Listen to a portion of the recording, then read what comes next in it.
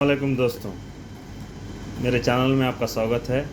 Mac electrical and electronics में आज twin shaft Mika के बारे में थोड़ा जानकारी लेंगे और थोड़ा आज मेरी मदद करेंगे इस्माइल भाई, जो पाकिस्तान से हैं, जो अच्छे खासे ऑपरेटर हैं और डिस्पैचर हैं, और थोड़ा इसके बारे में बताएंगे, कंट्रोल के बारे में कैसा चलाते हैं, क्या इनका एक्सपीरियंस है इसमें।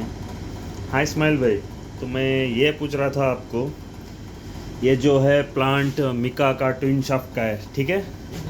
तो आप इसको कैसे चलाते हो, क्या हैंडल है इसमें, कैसा बैचिंग है, और थोड़ा बताएंगे आप?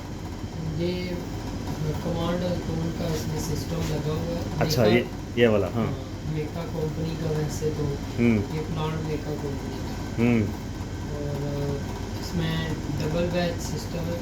अच्छा। यानी कि पीछे डबल कन्वेयर है और आगे ऊपर जो है वहाँ पे भी एक बैच वहाँ पे होल्ड करता है। अच्छा। एक ऑटोमेटिकली यानी मिक्सचर में ये 4 मीटर का बैच लेता है। अच्छा। और इसमें ज़्यादा तो मुश्किल नहीं है, लेकिन यही चीज़ है कि इसमें होल्डिंग सिस्टम है, यानी कि एक टाइम पे ये 3 बैच रेडी करता है। अच्छा। यानी एक वेटिंग होपर में है, एक पीछे स्केल में आपका बैच वेट कर रहा है, एक ऊपर कर रहा है, एक मिक्सचर में है। तो आदमी को थोड़ा अलर्ट रहना पड़ता है, इधर उधर की एक्टिविटी नहीं करनी। अच्छा। तो इसलिए थोड़ा ध्यान से। लेकिन दूसरा जैसे कमांडर कोड का दूसरा सिस्टम है, अच्छा, सिमंस का है, तो उसमें सिंगल बैच है, यानी डायरेक्ट मिक्सचर में आ रहा है, तो उसमें कोई इतनी प्रॉब्लम नहीं होती। लेकिन इसमें थोड़ा मसला ये है कि बैच डबल ना होता है। इसमें डायरेक्ट नहीं आता, यानी पीछे से कन्वेयर से आ रहा है। करता है। ऊपर भी है वेटिंग ऊपर है। अच्छा। तो यहाँ पे मैं आपको दिखा तो नहीं सकता, लेकिन ये हमारे पास ग्राफिक्स सिस्टम है। अच्छा जी। इसमें देखें कि ये माउस के ऊपर, अच्छा, ये वाला सेलो वाला निशान है। हाँ ये सेलो है, और ये पीछे डबल कन्वेयर है। अच्छा, ये 2 कन्वेयर है। हाँ। और ये इस साइड पे ये अच्छा, वेटिंग होकर ये वाला। अच्छा। हाँ, यहाँ पे भी होल्ड करती है। अच्छा, इसमें सैंड वगैरह, और यहाँ भी। अच्छा, इसमें भी होल्ड कर सकते हैं। होल्ड करता है, वाटर होल्ड करता है। वाटर है। और ये इसके लिए मिक्सचर में पहले आप क्वांटिटी कंप्लीट कर लेते हैं, मसलन 2.5 मीटर यानी 3 मीटर। ये कुछ सेटिंग करनी पड़ती है, यानी 3 मीटर रखेंगे, 2.5 मीटर रखेंगे। यानी एक गाड़ी में मिक्सर में कितना माल जाता है? एक में 10 से 11 मीटर, 12 मीटर एक मिक्सचर 12 मीटर तक डाल सकते हैं। तो इसकी कैपेसिटी कितनी है ये प्लांट? मिक्सचर जो हमारे पास ऊपर है उसकी कैपेसिटी 4 मीटर तक। 4 मीटर तक है। अच्छा। लेकिन मैक्सिमम हम 3 मीटर रखते हैं। 3 मीटर पे सेट किया हुआ है। अच्छा। उस पर क्या होता है कि फिर मोटरें वगैरह, बेल्ट वगैरह ज़्यादा लोड नहीं पड़ता, और इसकी लाइफ में चेंज नहीं आती है, बेल्टें टूट जाएंगी। अगर आप 4 मीटर करेंगे तो वो फुल हो जाएगा। उसमें क्या होगा कि वोल्टेज का और मोटर का बेल्ट वोल्टेज ड्रॉप होएगा। यानी 12 मीटर की गाड़ी है तो 12 मीटर एक ही साथ में डालते हो आप? नहीं, उसके लिए बैच ये ऑटोमेटिकली यहाँ पे अच्छा ग्राफिक में यहाँ सेटिंग करनी पड़ती है कि यानी हमें कितने मीटर क्वांटिटी चाहिए। ये सेटिंग को क्या बोलते हैं? ये इसको बैच सेटअप है। Batch setup. अच्छा। बैच सेटअप इसमें डिज़ाइन करते हो आप? डिज़ाइन करते हैं, यानी हमें कितने मीटर, 10 मीटर चाहिए। अच्छा। जितने मीटर चाहिए इधर कैलकुलेट कर लें। सीमेंट है 300 केजी और सैंड है 850 केजी। ये आपके पास 1 मीटर की क्वांटिटी। अच्छा, 1 मीटर की है। जी। और 10 mm क्या है? ये 10 mm यानी पत्थर है, छोटा पत्थर है। अच्छा। 3/8 इसको 10 mm कहते हैं। 10 mm और 3/4 इसको 20 mm कहते हैं। अच्छा जी। और सैंड है, और उसके बाद सीमेंट है, वाटर है, केमिकल है, 2 केमिकल है। वाटर 190 लीटर है। जी, 95। और जी पोस क्या है? पोस 33 क्या है? ये केमिकल है। अच्छा, केमिकल है। हाँ। और ये RH 700 ये भी ये मास्टर का है। अच्छा, आइस भी डालना पड़ता है? आइस भी अपनी, यानी आप कस्टमर की रिक्वायर्ड है, यानी टेम्परेचर उसको नॉर्मल टेम्परेचर चाहिए तो उसमें चेंज करना। आइस डालना ज़रूरी है? नहीं, यहाँ पे क्योंकि हम लोग यहाँ में हैं सऊदी अरेबिया में, तो यहाँ टेम्परेचर बहुत ज़्यादा होता है, 53 तक जाता है।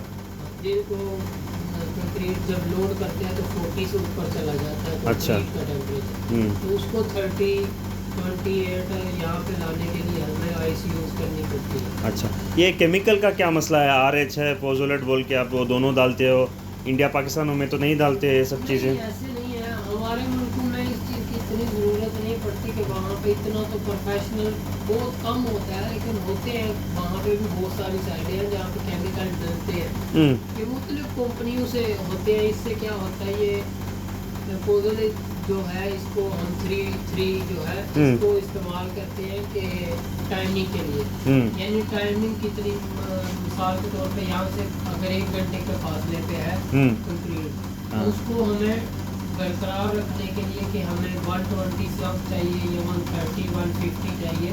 अच्छा। तो उसके लिए फिर हम इसको ऐड करते हैं कि इससे टाइमिंग बढ़ जाती है। टाइमिंग यानी क्या, सूखने वाली या टाइट होने वाली? टाइट होने वाली। अच्छा अच्छा, टाइट उसमें सूखने क्या वाली। है कि बोरिंग करने में आसानी होती है। मसलन अगर इस्तेमाल करते हैं केमिकल, तो उसमें 1 घंटे तक टाइम कंक्रीट का बढ़ाया जा सकता है। तो वो इसलिए इस्तेमाल करते हैं, यानी दूर साइड ज़्यादा दूर जा रहा है तो इसलिए फिर हम टाइट नहीं होएगा। हाँ, इसकी परसेंटेज होती है सीमेंट के ऊपर। अच्छा अच्छा। यानी अगर 300 सीमेंट है, 400 है, 500 है, तो उस हिसाब से इसकी क्वांटिटी को आप डाल सकते हैं। अगर उससे ज़्यादा डालेंगे तो रेशो होती है इसकी, अगर उससे ज़्यादा डालेंगे तो फिर क्या करता है कि कंक्रीट जो है वो ड्राई नहीं होगी। मसलन आधा दिन गुजर जाएगा, कंक्रीट वैसे ही पड़ी रहेगी। अच्छा। यानी डाल भी देंगे, जब आप शटरिंग हटाएंगे तो कंक्रीट गिर जाएगी। अच्छा। तो लिहाजा इसकी एक रेशो निकालनी पड़ती है सीमेंट के साथ, उस हिसाब से डालना पड़ता है। यानी कि 1.5 लीटर डाल सकते हैं, 2 लीटर मैक्सिमम डाल सकते हैं। उससे ज़्यादा सीमेंट पर डिपेंड करता है, यानी सीमेंट रेशो कितनी है। अच्छा। वो डिज़ाइन है, यानी स्टैंडर्ड सिस्टम है, 25 है, 30 है, 35 है, C30 है, ये चेंजिंग होता है। ये डिज़ाइन किस किस चीज़ों में यूज़ होता है?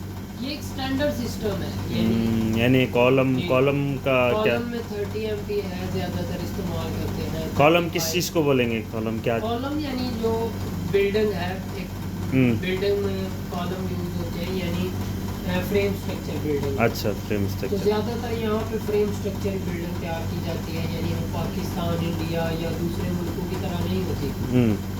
यहाँ पे फ्रेम स्ट्रक्चर पहले नीचे सबसे पहले स्लैब डाली जाती है, ब्लैंडिंग डाली जाती है ज़मीन के, फिर उसके बाद उसके ऊपर लिपशा डाला जाता है, यानी एक बेस तैयार की जाती है। फिर उसके ऊपर बॉक्स बनाए जाते हैं। अच्छा। और बॉक्स में से कॉलम निकाले जाते हैं और फिर जो है मट्टी की फिलिंग की जाती है। तो वो कॉलम जो ऊपर बिल्डिंग को लेके जाते हैं, फिर उन्हीं कॉलमों के ऊपर बीम डाले जाते हैं। अच्छा। और बीम डालने के बाद उसके ऊपर स्लैब डाली जाती है। तो बाद में फिर क्या किया जाता है कि घर में जैसे भी आपको रिक्वायर्ड हो, जैसे भी डिज़ाइन हो, तो आप पार्टीशन कर सकते हैं। मसलन ब्लॉक से कर ले, ब्रिक्स वर्क्स है, यानी ईंटों का काम, यानी नींव मजबूत होगी। हाँ, इसमें क्या होता है, कॉलम में क्या है, थोड़ा एक्सपेंसिव है, लेकिन ये स्टील का ज़्यादा इस्तेमाल होता है और कंक्रीट का, इसकी लाइफ ज़्यादा, लॉन्ग लाइफ चलेगा। ब्रिक वर्क्स भी उसकी भी लाइफ है, लेकिन RCC यहाँ पे फ्रेम स्ट्रक्चर यानी ये जल्दी तैयार होने वाली है, यानी उसमें थोड़ा वक्त भी लगता है, लेकिन इस मजबूती भी, लेकिन इसमें मजबूती है कि आप जितने मर्जी चाहे माले ऊपर लेके जा सकते हैं। यानी उसी कॉलम को आप हर छत में एक्स्ट्रा छोड़ देंगे, वहाँ से ही आप कंटिन्यू ऊपर। तो मैक्सिमम कितने माले तक जा सकते हैं? 10-15? तो आपके बीम्स के ऊपर डिपेंड है, कॉलम के ऊपर डिपेंड है, नीचे बेस के ऊपर डिपेंड है, यानी आपने नीचे बेस कैसी तैयार की है। अच्छा अच्छा। यानी अगर बेस ही नहीं है तो आप ऊपर 10 माले खड़े कर दो और बेस जो है वो उस पर लोड की कैपेसिटी देखनी पड़ती है। ये सारा एस्टिमेशन का काम है, इसको क्वांटिटी का कहते हैं, क्वांटिटी सर्वे जो होता है। अच्छा। या इंजीनियर जो है, क्वांटिटी इंजीनियर, वो इस चीज़ को हैंडल करता है। यानी उसके लिए अगर आपके ऊपर 10 माले का लोड कितना है, पहले तो सबसे एक बिल्डिंग में कॉलम कितने हैं, बीम कितने हैं, छत जो है वो कितनी है, सारा लोड कितना है, वो कंप्लीट एरिया कितना है, उस एरिया में डिज़ाइन क्या क्या है, कितने कॉलम आ रहे हैं, कितने बीम है, कितने कैंटिलीवर बीम है, ये सब चीज़ें निकालनी पड़ती है। निकाल के एस्टिमेशन, यानी हमारा लोड कितना पड़ रहा है। अच्छा। तो वो फिर उस हिसाब से ज़मीन पे बेस तैयार की जाती है कि अगर हमारे पास ऊपर मिसाल के तौर पे कोई भी चीज़ है, ये बुक है, तो अगर ये 5 टन वज़न उठा सकती है तो इसके ऊपर हम 5 टन नहीं डाल सकते कि 5 टन उठा सकते, नहीं, इसमें हमें 4 टन डालना 4 पड़ेगा टन ताकि अच्छा अप डाउन होता रहता है बीच में। अच्छा यानी अप डाउन से मुराद के कुछ इसमें होता है वेट, एक होता है कंटिन्यू लोड होता है, यानी कंटिन्यू के वो पड़ा रहेगा, वो चलता है। एक होता है लाइव लोड होता है, एक इस तरह के लोड की मुख्तलिफ कंडीशन है। अच्छा तो वो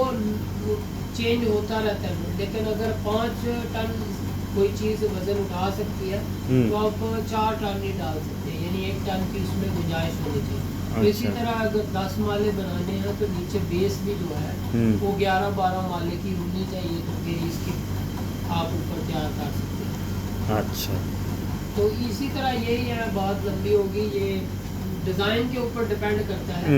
मसलन आप कंक्रीट में सीमेंट की मकदार कितनी ज़्यादा रख रहे हैं। मसलन अगर कॉलम है ऊपर हैवी वेट आना है तो उसके लिए कॉलम भी हैवी तैयार करने पड़ेंगे, और जो सरिया इस्तेमाल होगा वो भी हाई पोटेंशियल इस्तेमाल करना पड़ेगा, यानी ग्रेड अप ग्रेड करना। अच्छा अच्छा यानी आप नॉर्मल स्टील इस्तेमाल नहीं करेंगे।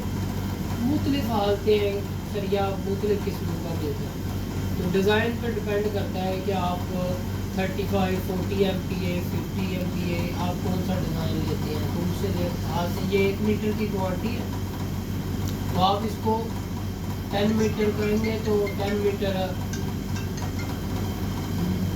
अगर 11 मीटर है तो 11 मीटर ग्राफिक में आप खुद सेट करेंगे। डिज़ाइन बना हुआ है, खुद ऐड करके यानी ब्याज लोड करेंगे, यानी 10 मीटर करेंगे तो 2.5 ऑटोमेटिकली आपको रिपोर्ट देगा कि 4 मीटर है तो 2 बैच बनाएगा, अगर 10 मीटर है तो 4 बैच बनाएगा। इस तरह चेंज करता है। अच्छा तो आप इस तरह ऊपर नीचे इसको कर सकते हैं, इस पर कोई ज़रूरी नहीं है कि। इस्माइल भाई आपको कितना साल एक्सपीरियंस होगा? बड़ी नॉलेज है आपको, बड़ा अच्छा खासा माशाल्लाह। यहाँ पे भी ये है कि आप फील्ड में जितना टाइम गुजारते हैं, यानी पहले मेरा थोड़ा ये है कि स्टडी लिहाज से है, यानी मैंने DA किया हुआ सिविल में। अच्छा जी। तो उसमें बिल्डिंग लाइन का, ब्रिज वगैरह का, रोड का और वही काम है। पहले मैं 2 साल तक वो काम किया। अच्छा। तो उसके बाद फिर इस फील्ड में आ गया, फिर लेबॉर्ट्री में रहा। अच्छा। लेबॉर्ट्री में कंक्रीट का काम करते थे। तो फिर इसके बाद ये प्लांट पे है और ये डिस्पैचर, ये सब काम ये मिक्स है। अच्छा। यहाँ कंपनियों में तो फिर ऐसे ही होता है। तो ये कंक्रीट का है, पहले भी कॉलेज में भी थे तो वहाँ पे भी यही पढ़ा हुआ है कि ये कंक्रीट का और बिल्डिंग का और इन चीज़ों के पढ़ा हुआ है। यानी अभी हम लोग ये सीखना चाहें ऑपरेटिंग का काम तो कितने दिन में सीख सकते हैं, यानी कितने महीने लग जाएंगे? नहीं, कोई लॉन्ग टाइम नहीं इसके लिए चाहिए। नहीं, जैसे आपके ये है कि आदमी जैसे जैसे किसी फील्ड में टाइम गुजारता है तो फिर ही इम्प्रूव होता है। अच्छा अच्छा। तो ये कोई बहुत मुश्किल काम भी नहीं है, क्योंकि इसमें आपको फिक्स डिज़ाइन मिलेगा, फिक्स मिलेगा सब कुछ। यानी वो लेबॉर्ट्री आपको देगी कि हमें ये डिज़ाइन चाहिए, ये रिक्वायर्ड चाहिए, तो आप ऐड करके उसको लोड कर सकते। उधर से पर्चा देंगे, वो डिज़ाइन के हिसाब से आपको लोडिंग करना पड़ेगा। आपको इधर ध्यान रखना पड़ेगा कि मेन चीज़ है आपका काम है ऑपरेटर। अच्छा। तो जो ऑपरेटिंग कर रहा है उसको अपनी मैकेनिकल चीज़ों का, इलेक्ट्रिकल चीज़ों का, इन चीज़ों का ध्यान रखना पड़ता है कि उसके पास कोई भी चीज़ है, उसकी लेबर है, आदमी है, तो हर चीज़ को देख के चलना पड़ता है। ये है कि आपको मिक्सचर में, वेटिंग हॉपर में, पीछे बेल्ट पे, आगे हर चीज़ को अलग अलग तरीके से चलना है। उसमें हर एक का प्रोसेसर बना हुआ है, कितने कब क्या चीज़ चलेगी। मिसाल के तौर पर मिक्सचर चला है, बेल्ट चलेगी, फिर पीछे वाले कन्वेयर चलेंगे, फिर माल पीछे जो एग्रीगेट्स है। ये सब ऑटो में चलेगा या ऑटो में चलेगा? जी, ये कंपनी ने सॉफ्टवेयर इसीलिए ग्राफिक अच्छा सॉफ्टवेयर में तैयार किया। ऑलकॉन का बड़ा अच्छा सिस्टम है ना? यानी सिर्फ आप बटन दबा के बैठ जाओ, हाँ, चलता रहेगा अपने आप। चलता रहेगा, लेकिन आपको केयरफुल रहना पड़ेगा कि ये ना हो कि आप डबल बैच कर दें या फिर पीछे नहीं देखा आपने, कोई आदमी है या कुछ है, नहीं तो माल कभी कभार ऐसे होता है कि गेट है पीछे। अच्छा। वो गेट में से ऐसे उसके गेट खुलते हैं। अच्छा। तो वहाँ पे पत्थर वगैरह आ जाते हैं। अच्छा। गेट जो है खुले रह जाते हैं। हाँ, पत्थर फंस जाएंगे।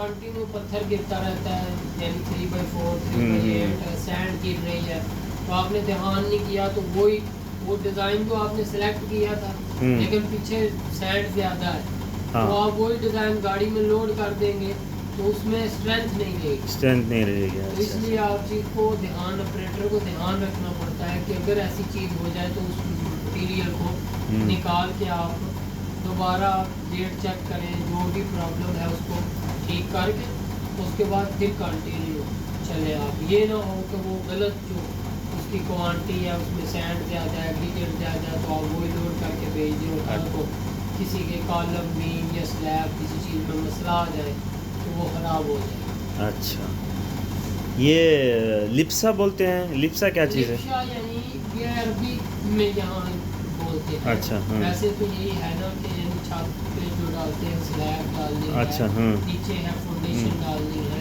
तो ये अरबी में लिप्सा बोलते हैं। लिप्सा बोलते हैं। तो कॉलम को ये लोग अमूद कहते हैं, अमूद। अमूद, अच्छा। इस तरह की लैंग्वेज है, बस यहाँ पे चेंजिंग है और तो बाकी कुछ नहीं। लेकिन ये है ऑपरेटिंग में मेन चीज़ यही है कि आपको मेन चीज़ केयरफुल रहना चाहिए अपनी लेबर के लिहाज से। अच्छा, कुछ भी आप करने से पहले, चलाने से पहले देख लें। सबसे पहले अपनी लेबर को चेक करें कि क्या वो मौजूद है, बाहर है, तो फिर क्योंकि ये एक हैवी। आप तो इधर ऊपर बैठे हो, कैसे हैंडल करते हो? लेबर है नहीं है पीछे? इर्द गिर्द ये भी शीशा लगा, इधर भी लगा, इधर अच्छा, भी लगा, ये तो शीशे, उसको अच्छा। हर लिहाज से दिखना चाहिए कि अच्छा। कौन क्या कर रहा है। लेकिन इसके बाद फिर भी आपको अपने रूम से बाहर निकलना चाहिए, देखना चाहिए, लेबर चेक करनी चाहिए, फिर कंटिन्यू चेक। अच्छा, हाँ हाँ, अंदर मिक्सर के अंदर ना हो बंदे। फुल चीज़ यही है कि आपको जो आपके साथ आदमी काम कर रहे हैं उनको सबसे पहले सेफ्टी की ज़रूरत है। अच्छा, बाकी काम तो यही है, ऑपरेटिंग का इतना मुश्किल काम तो नहीं है, लेकिन ये है कि ऑटोमेटिक सिस्टम है, ये बैच सिस्टम। नहीं, माशाल्लाह अच्छी खासी आपकी एक्सपीरियंस है, आप जैसे बता रहे हैं तो। कोई भी है आदमी जब फील्ड में टाइम गुजारता है तो इन चीज़ों को वो आहिस्ता आहिस्ता समझ जाता है।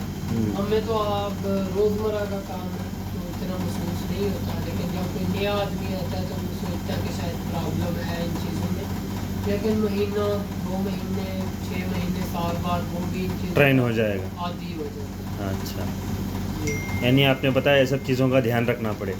जी हाँ। जी। एक गाड़ी कितने मिनट में लोड हो जाएगी, यानी मिनट? ये प्लांट के ऊपर डिपेंड करता है, यानी ये अगर ये डबल बैच है हाँ। तो इसमें आपको मैक्सिमम 6 मिनट लग जाएंगे, यानी 6 मिनट। 6 मिनट में लोड हो जाएगी पूरी लोड हो जाएगी, कंप्लीट? कंप्लीट निकल जाएगी। अच्छा। लेकिन अगर दूसरा सिस्टम है आपके पास, सिंगल बैच है, तो उसमें 10 मिनट 12 मिनट भी लग सकते हैं। अच्छा, लेकिन फिर होता है कभी ड्राइवर लेट आ रहा है, गाड़ी नहीं लग रही तो लोड दे रही है, हो जाता है टाइम का फर्क। ये मीका का जो प्लांट है, ये मीका का प्लांट है, तो ये चलाने में कैसा है? चलाने में ठीक है, दूसरे प्लांटों से ज़्यादा इंटरेस्टेड है कि इसमें मज़ा इसलिए आता है कि ये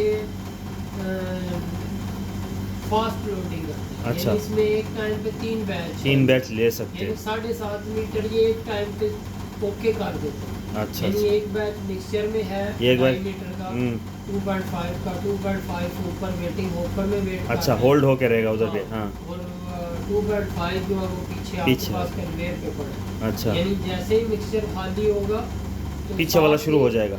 साथ ही ऊपर जो वेटिंग होकर में वो मिक्सचर में फिल हो जाएगा, अच्छा, फिर पीछे वाला जो है वो आपको हो जाएगा। तो इस तरह बहुत जल्दी ये गाड़ी कंप्लीट की जाए। अच्छा। और एक दूसरा प्लांट है, वो कौन सा है, नाम उसका क्या? बहुत सारे हैं, सीमेंट कंपनी का है, अच्छा। लेबर का है, हाँ, हाँ। बेका का है, हाँ, सीका माँ का है। किफा का है। अच्छा। बहुत सारी कंपनियां हैं, अलग अलग हैं, लेकिन लेबर का भी अच्छा है, वो बकेट सिस्टम है। अच्छा, ये उसमें भी ऐसे ही है कि एक मिक्सचर में है, एक वेटिंग में है। अच्छा, उसमें भी सेम सिस्टम ही है ऐसा? जी, लेकिन उसमें कन्वेयर नहीं होती, डायरेक्ट माल आएगा। एग्रीगेट सैंड वगैरह लेके जाने के लिए एक बकेट होती है, 2 मीटर की, 1.5 हाँ मीटर हाँ, की। नीचे बकेट होती है। उसमें वो लोड होता है, उसके बाद वो अब केबल के जरिए ऊपर खींच के देते अच्छा, अच्छा, अच्छा। हैं। जी ठीक है इस्माइल भाई, आपका शुक्रिया, फिर से आपका टाइम बहुत ले लिया। कोई चल, बात नहीं। अगली बार फिर आपसे मुलाकात होगी।